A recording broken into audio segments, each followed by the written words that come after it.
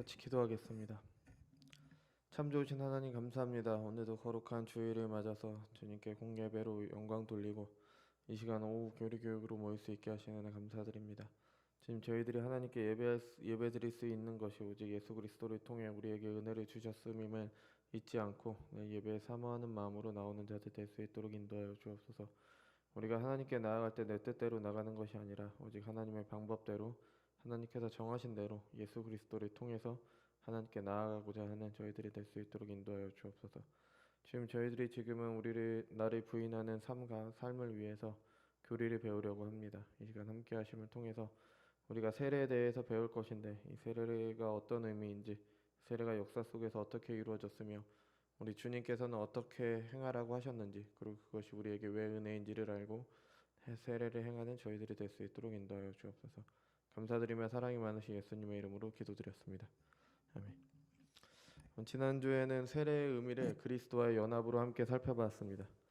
예수님께서 세례를 주라고 명령하신 마태복음 말씀을 보면요, 아버지와 아들과 성령의 이름으로 세례를 주고라고 번역이 되어 있는데, 여기서 헬라어를 보면은 이름 안으로라는 의미가 있어요. 그러니까 그리스도와 연합하여, 그러니까 그 이름 안으로 들어가서 그리스도께서 얻으신 모든 은혜 언약의 효력에 신자들이 동참하게 되는 것이 바로 세례가 바로 그것을 나타내는 겁니다. 그래서 이름 안으로라는 의미가 그래서 있는 거죠. 그냥 한마디로 하면 하나님의 자녀가 됐다는 거죠. 그러니까 공동체적으로, 그러니까 개인적 세례식은요. 그래서 그 이름 안으로 들어갔다는 그 표와 인호가 바로 세례가 되는 거죠. 세례식은 개인적으로는 믿음으로 성령을 통해 그리스도와 하나가 되었다는 표시이며 도장입니다. 또 공동체적으로는 그리스도와 연합한 신자들의 공동체인 교회의 일원이 되었다. 그러니까 내가 교회에 들어가게 되었다. 이것을 의미하기도 합니다. 하나님의 자녀가 된 것을 말하는 거죠.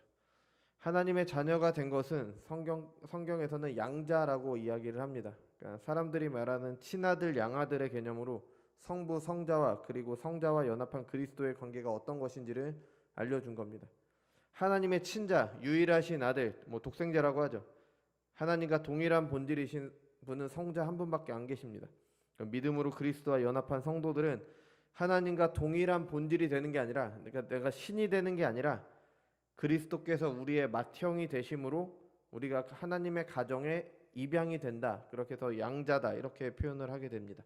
그래서 그 가정의 하나님 나라가 이 땅에서 실현되는 것이 바로 교회가 되는 거죠. 그리고 그 교회에서 지속적으로 돌봄과 사랑과 양육을 받게 됩니다. 이런 의미를 알고 이제 28장 4절부터 함께 살피도록 하겠습니다. 먼저 4절입니다. 그리스도에 대하여 신앙과 순종을 실제로 고백한 사람뿐만 아니라 양친이 다 믿거나 어느 한편만 믿는 집의 유아들도 세례를 받을 수 있다. 그러니까 4절이 교회사 가운데 아주 논란이 되었던 그런 내용입니다. 유아 세례를 인정하느냐 인정하지 않느냐, 이것 때문에 기독교 역사에 아주 잔인한 결과를 가져왔습니다. 종교개혁 이후 교회가 처음 갈라진 것은 마틴 루터와 쯔빙글리의 성찬식에 대한 견해였어요. 그러니까 마틴 루터는 공제설이고요, 쯔빙글리는 상징입니다. 그러니까 마틴 루터 성찬할 때 자세히 하겠지만 아무튼 그 둘의 견해가 달랐기 때문에 이제 교회가 갈라졌죠. 근데 성경에 따르면 둘 다 좀 잘못 생각을 했습니다. 근데 아무튼 두 번째로 나뉜 것이 바로 유아 세례를 인정하느냐 그렇지 않느냐의 문제였습니다. 제세례파라고 알려진 사람들이 유아 세례를 인정하지 않았습니다. 다시 세례를 받아라. 제세례파. 그래서 제세례파라고 얘기를 하는 거죠. 그냥 견해의 차이가 아니라 아주 많은 사람들이 이런 주장을 하다가 이런 제세례파들이 많이 죽임을 당했습니다. 그들이 이렇게 죽임 당한 것은 유아 세례 때문은 아니에요. 유아 세례 차이가 얼마나 크다고 그렇게 유아 세례 때문에 죽임 당한 건 아니지만 세상을 보는 잘못된 시각을 가지고 있었기 때문에 제세례를 받아야 된다. 그래서 나왔거든요.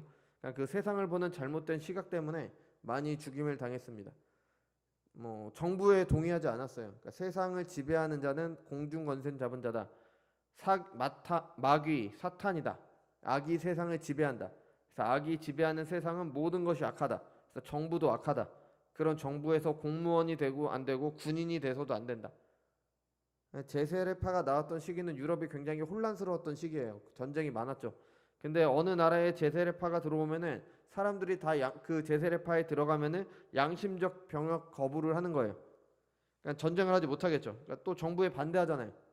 그러니까 당연히 이제 핍박을 받게 되는 거죠. 뭐 제세례파가 생각하는 이상적인 국가를 실현하기 위해서 군대를 없애고 나라를 파괴를 하는 겁니다. 가는 곳마다 문제를 일으키고 그러다 보니 죽게 되는 거죠. 이렇게 많은 수가 죽었고요. 소수가 청교도와 함께 미국으로 건너갔습니다. 그들의 후예가 근데 지금은 미국에서 가장 큰 교단이 됐죠. 침례교입니다. 뭐 제세례파와 꼭 같지는 않아요. 지금 침례교는 많이 그 성경으로 이렇게 많이 돌아왔습니다. 뭐 지금도 완전히 세상을 반대하는 사람들도 있어요. 소수가 남아서 뭐 폭력적이지 않게 이렇게 살아가고 있지만 많은 수는 그 후예들은 이제 많이 돌아왔습니다. 뭐 제가 존경한다고 말씀드린 포러쇼 목사님도 미국의 남침례 교단에 속해 계세요. 그러니까 그들의 성경관이 성경을 따라서 많이 돌아왔습니다.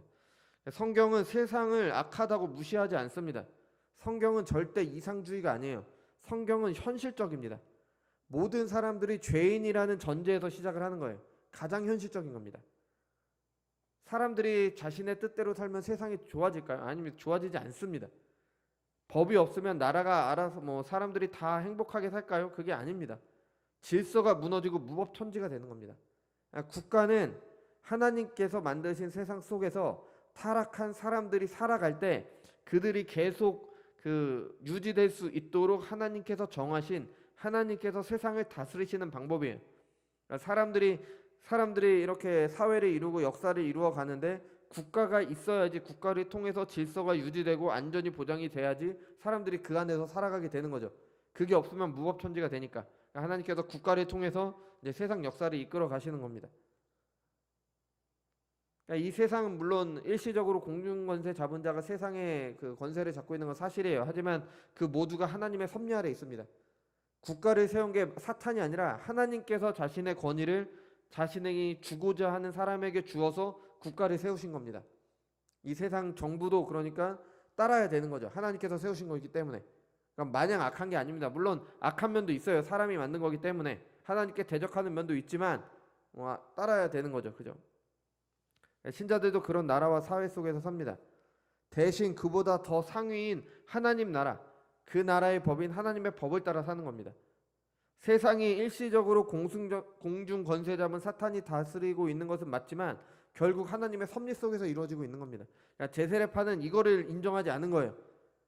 공무원이 되고 군인이 되어 나라를 위해 일하면 그 나라가 하나님의 뜻대로 운영되어 갈 수 있도록 자신의 일을 하는 것이 바로 신자의 삶에 대한 태도입니다. 공무원을 해서는 안 되는 게 아니라 오히려 고위공직자가 돼서 세상이 하나님의 뜻대로 가도록 그 자리에서 수고를 해야 되는 거죠. 그래서 어느 분께서는 이 땅에서 제일 중요한 사역은 목사고 둘째는 고위공직자다라고 하셨습니다. 목사는 생명의 말씀을 전하니까 중요하고 고위공직자는 하나님의 법도를 지켜낼 수 있으니까 중요하다고 한 거죠. 고위공직자가 되면 내가 평생 먹고 살 수 있는 길이 안정적이고 편하니까 중요한 게 아니라 하나님의 법도가 이 나라에서 실현될 수 있도록 정치적인 방법으로 뭐 기독교를 국교화시켜라 그게 아니라 뭐 고위공직자가 되면 아무래도 여러 가지 방법을 사용할 수가 있잖아요. 그러니까 그걸 통해서 하나님의 법도 하나님께서 이 세상을 이렇게 돌아가시게 하는 그런 원리 하나님의 법 그것을 실현할 수 있으니까 그래서 중요하다고 한 거죠. 그럼 이 제세례파들이 왜 유아 세례를 반대했느냐? 지금도 침례교 성결교에서는 유아 세례를 반대한다고 알고 있습니다. 뭐 지금은 어떻게 완전히 달라졌는지 모르지만 그 이유는 세례는 예수님을 참으로 믿는 사람들이 그 믿음을 가졌다는 표시로 받는 거잖아요. 근데 유아들은 신앙 고백을 하지 못하니까 안 된다 이렇게 얘기를 하는 거죠. 태어난 아이들이 무슨 자기 입으로 신앙 고백을 하고 뭐 예수님을 알겠어요. 그러니까 세례를 주어서는 안 된다. 이게 맞는 말로 들려요. 그래서 또 일반적인 성인의 경우에는 참으로 주님을 믿는다는 표시로 자기 입으로 신앙 고백을 할 때 세례를 주기 때문에 이게 맞는 말처럼 보입니다.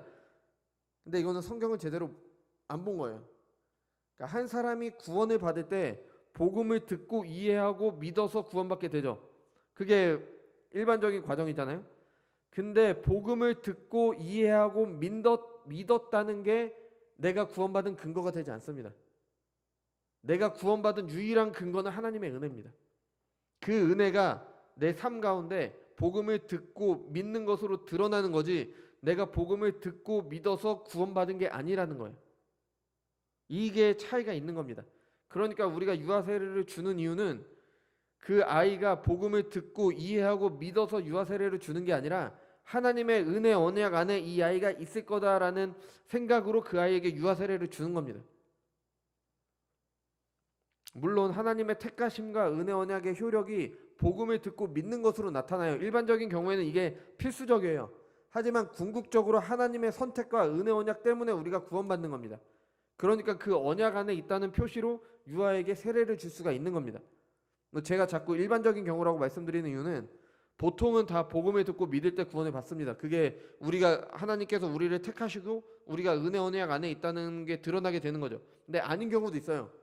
태어나자마자 죽는 유아라든가 아니면은 복음을 듣고 이해할 수 없는 그런 문제를 가지고 계신 분들도 계시죠. 그런 분들은 모두 다 구원받지 못하는 게 아니라 하나님의 특별한 섭리 가운데 택하심을 입은 분들이라면 구원받게 되는 거죠. 근데 이거는 특수한 경우죠. 우리랑 상관없는 거예요. 특수한 경우니까. 그래서 제가 계속 일반적으로 하는 말을 드리는 거예요.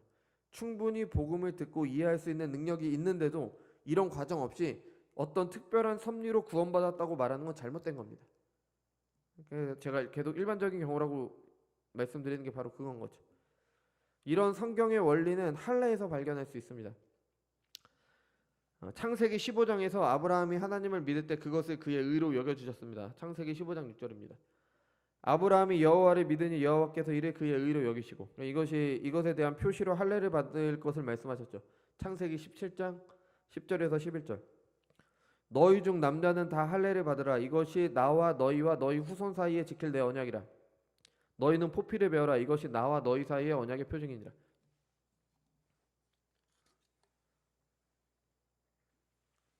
하나님께서 언약을 맺으신 대상이 너의 하나님이 아니라 너와 내 후손의 하나님이 되실 것을 말씀을 하셨어요. 창세기 17장에서 아브라함은 아직 이삭을 갖지 못했습니다. 약속의 자녀가 없었어요. 그런데도 네 후손과 언약을 맺을 것이다 라고 얘기를 하신 거는 그 아이가 태어나서 믿음을 고백하기 전에 이미 하나님의 택하심 안에, 은혜 언약 안에 그 아이는 들어와 있다는 겁니다. 그러니까 할례는 하나님의 백성이 될 것이라는 표시인데 아이가 태어나기 전부터 그 아이가 하나님의 백성 안으로 들어올 게 정해졌다는 거예요. 그래서 아이가 태어나자마자 8일 만에 할례를 받는 거예요. 창세기 17장 12절입니다. 너희의 대대로 모든 남자는 집에서 난 자나 또는 너희 자손이 아니라 이방 사람에게 돈으로 산 자를 막론하고 난 지 8일 만에 할례를 받을 것이다.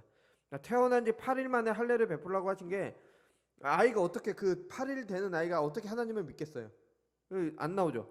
그 언약이 8일 된 아이들도 포함이 된다는 걸 의미하는 거예요.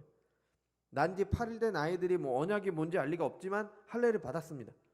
믿음으로 의롭다함을 받은 아브라함의 가정에 있어서 아브라함의 언약에 참여하기 때문에 은혜 언약에 그에게도 그에게도 영향을 주기 때문에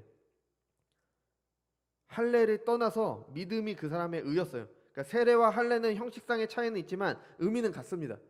아브라함의 언약의 신자들도 참여하게 되는 거죠. 갈라디아서 3장 9절입니다.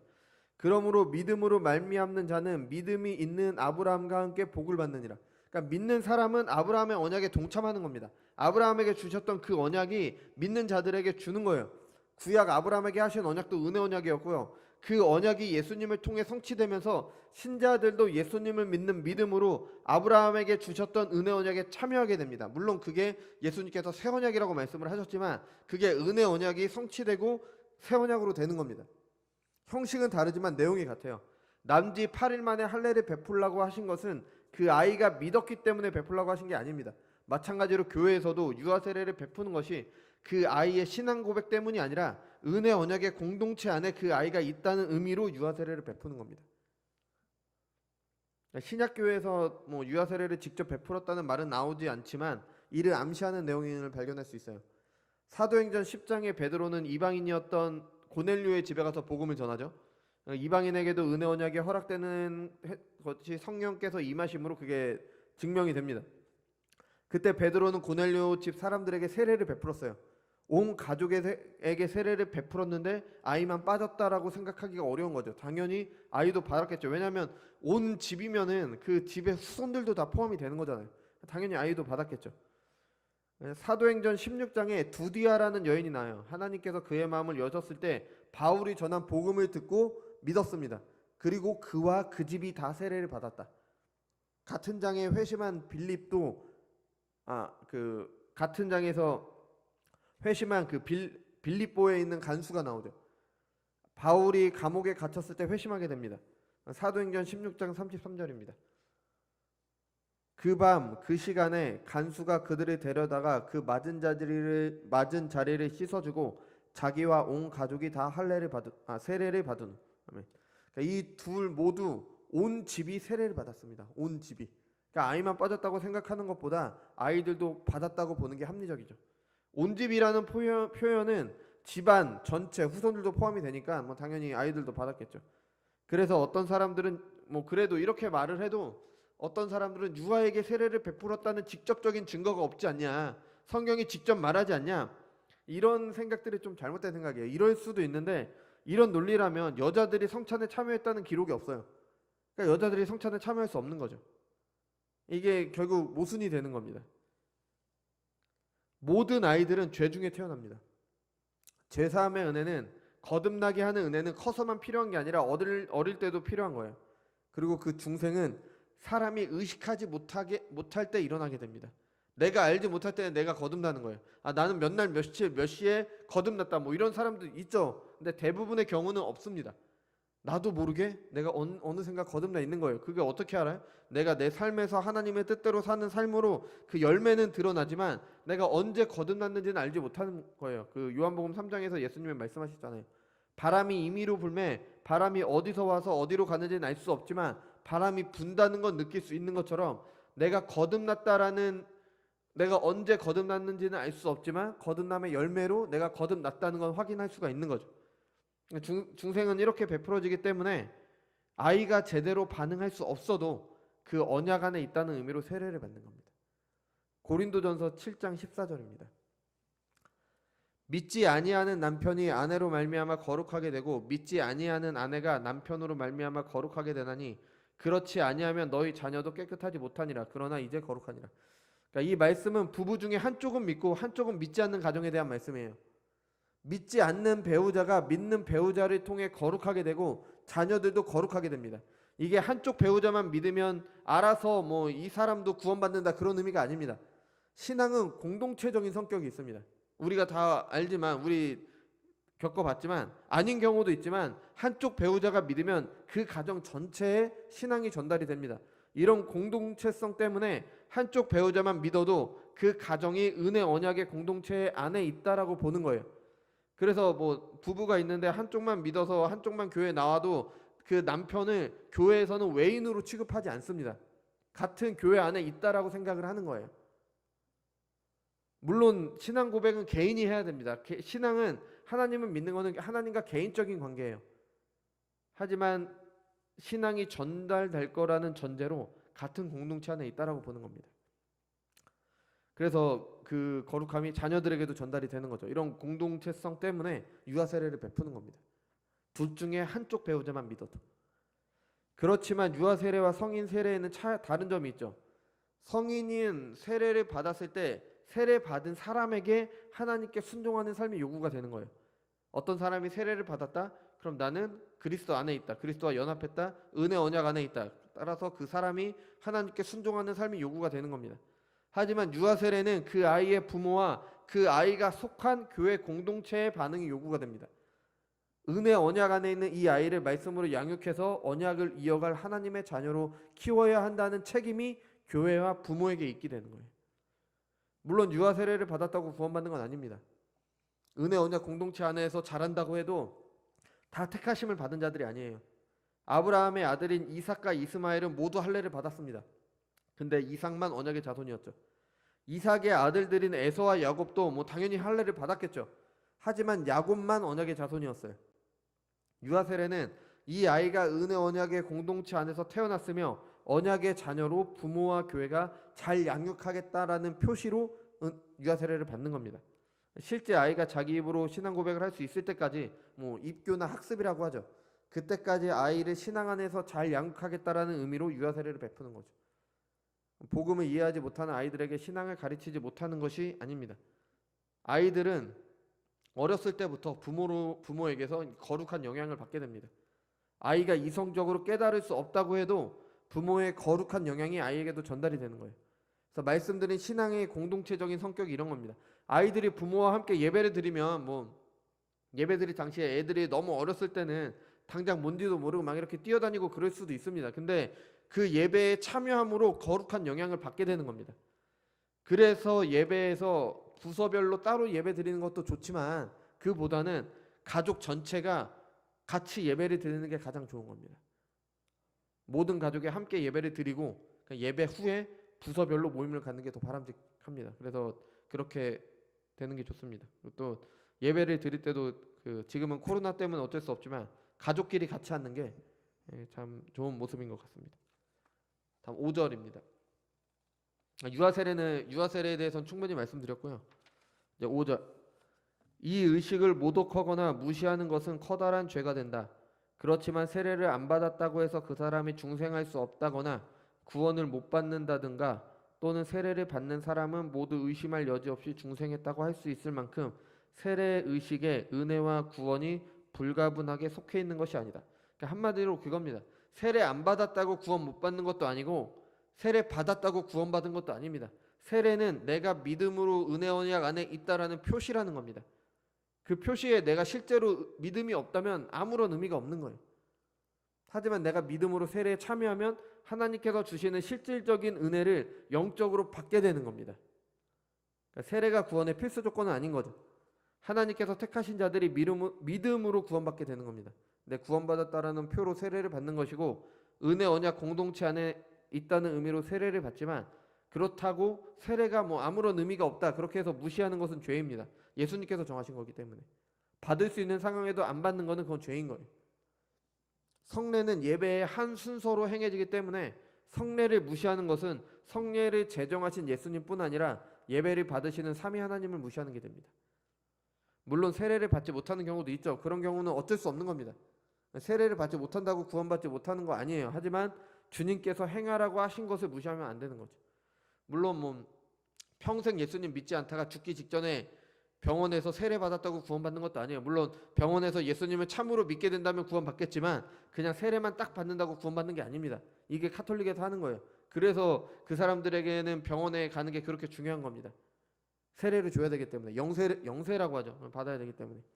하지만 아닙니다. 믿음으로 구원받습니다. 그렇다고 세례가 아무런 의미가 없는 것이 아니라 주님께서 행하신 것이라고 하신 것이기 때문에 그 말씀에 따라서 행해줘야 되는 거죠. 다음 6절입니다. 세례의 효력은 그것이 집행되는 그 순간에 꼭 발생되는 것은 아니다. 그럼에도 불구하고 이 의식을 옳게 집행하게 되면 하나님께서 정해놓으신 때에 하나님 자신의 뜻하신 바 계획을 따라 약속된 은혜를 받도록 되어 있는 사람, 어른이든 유아이든 사람에게 성령으로 말미암아 그 은혜가 제공될 뿐 아니라 또한 실제로 나타나고 부여된다. 그러니까 세례를 받을 때 실제 어떤 신비한 일이 일어나서 내 안에서 뭔가 울컥하는 마음이 있다면 더 좋겠지만 그냥 무덤덤한 경우가 더 많죠. 예수님께서 세례를 받으실 때 하늘에서 음성이 들렸고 성령이 비둘기처럼 임했고 실제 그런 일이 있으면 좋겠지만 대부분 아닙니다. 그냥 무덤덤하죠. 반대로 세례를 받을 땐 좀 울컥했는데 실제 삶은 엉망인 경우도 있습니다. 세례의 효력은 은혜 언약 안에 있다라는 그 효력은 살아가면서 점점 말씀을 통해 드러나는 겁니다. 유아 세례가 특히 그렇죠. 세례 받았다고 당장 이 아이가 거룩해지는 게 아니에요. 하지만 공동체 안에서 자라갈 때 하나님께서 정하신 때에 정하신 방법으로 효력이 나타나게 되는 거죠. 나는 유아 세례로 받고 학습도 받았는데 왜 그 효력이 당장 나타나지 않는가 이런 생각할 것이 아닙니다. 오히려 유아 세례를 받았다는 것은 어릴 때부터 자연스럽게 거부감 없이 복음을 받는다는 것 자체가 하나님께서 주신 놀라운 은혜입니다. 마틴 루터는 흔들릴 때마다 세례의 의미를 생각하라고 말했습니다. 세례는 살아가면서 딱 한 번 받게 됩니다. 하지만 그 은혜는 삶 가운데 점점 드러나는 거지 한 번에 이렇게 다 되는 게 아닙니다. 왜 증거가 나타나지 않느냐고 조급해할 필요가 없습니다. 증거가 나타나지 않으니까 세례를 다시 받는 것도 잘못입니다. 성지 순례에 가서 요단강에 갔는데 마침 유명하신 목사님이 같이 오셨어요. 그래서 그분에게 요단강물로 세례를 받는다. 그러면 좀 더 효험이 있을 것 같으니까 이게 우상숭배죠. 이거는 아닙니다. 이건 세례로 우상숭배하는 겁니다.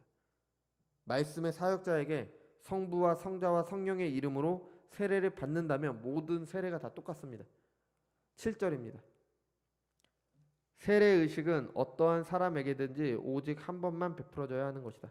세례를 받았다고 하나님께 헌신하지 세례를 받았는데 아직도 하나님께 헌신하지 않는다고 뭔가 부족한 것 같으니까 한 번 더 받는다라는 생각은 잘못된 거예요.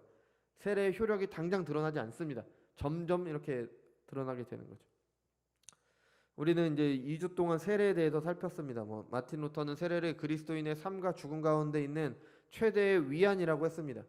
왜냐하면 우리는 세례 받았다는 게 내가 구원받았다라는 증거가 되고 내 삶이 엉망이고 내가 하나님께서 멀어진 것 같고 때로는 하나님이 나에게서 고개를 돌리신 것 같은 때에도 내가 세례를 받았다, 나는 구원받았다라는 확실한 표가 있기 때문에 이게 가장 우리에게 위안이 되는 거죠. 우리가 우리 스스로를 도울 수는 없지만 하나님이 우리를 도우신다는 사실이 가장 잘 기억하게 만드는 게 바로 세례인 거예요.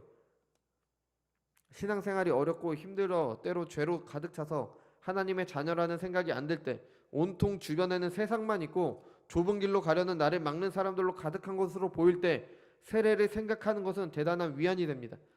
그냥 단순히 내가 세례를 받았으니까 구원받았다 이런 의미가 아니라 내가 세례를 받았고 그 세례가 그리스도와 연합한 것을 나타내며 내가 은혜 언약 안에 있다는 것을 의미하기 때문에 그걸 생각할 때 위안이 되는 겁니다. 참되게 믿음으로 내가 세례를 받았기 때문에 내 상태, 내가 행한 것, 내가 이룬 것, 하나님과의 나와의 관계, 그게 구원의 근거가 아닙니다. 하나님과 하나님께서 내게 행하신 일이 내게 구원의 근거가 되는 거예요. 내가 그걸 믿음으로 은혜 언약 안에 들어갔다는 표시가 바로 세례인 거고요. 그러니까 세례가 나에게 위안이 되는 겁니다. 하나님께서 내게 어떤 은혜를 베푸셨는지가 근거인 거죠. 세례는 이를 나타내는 표이기 때문에 하나님께서 은혜를 주시는 은혜의 방편이 되는 겁니다. 세례의 의미를 알고 받으신 세례와 그리고 앞으로 교회에서 행해지는 세례식에 참여할 때 하나님께서 우리에게 주시는 은혜를 받으면서 교회 안에서 믿음으로 자라가시기 바랍니다. 같이 기도하겠습니다. 주님 감사드립니다. 오늘까지 세례에 대해서 같이 살폈습니다. 주님, 세례는 우리가 은혜 언약 안에 있다라는 표시입니다. 주님, 우리가 세례를 받았다고 구원받는 것은 아니지만, 그리고 세례를 받지 못한다고 구원받지 못하는 것도 아니지만, 우리가 세례를 통해서 하나님께서 우리에게 주시는 은혜를 받아 누리는 자들 될 수 있도록 인도하여 주옵소서. 이를 위해서 하나님께서 우리에게 세례를 주신 의미를 바로 알고 세례가 무엇인지, 왜 세례가 우리에게 은혜의 수단이 되는지를 바로 배워서 세례가 행해질 때마다, 그리고 우리가 과거에 받은 세례를 기억하면서 하나님께서 주시는 위안, 하나님께서 주시는 은혜를 바르게 받아 누리는 저희들이 될 수 있도록 인도하여 주옵소서. 그래서 이 세상 가운데 살아갈 때 하나님의 자녀로 핍박과 고난 가운데 살아갈 때도 그 세례가 우리의 위로가 되므로 하나님의 자녀로 자라가는 저희들이 될 수 있도록 인도하여 주옵소서. 감사드리며 사랑이 많으신 예수